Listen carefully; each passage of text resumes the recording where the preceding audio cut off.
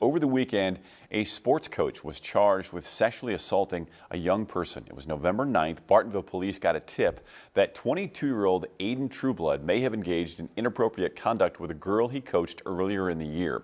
Less than a week later, that alleged victim said Trueblood had talked with her over Snapchat and that she snuck out of her house to meet him. Trueblood, according to police, then drove her to his parents' house where she says the assault happened.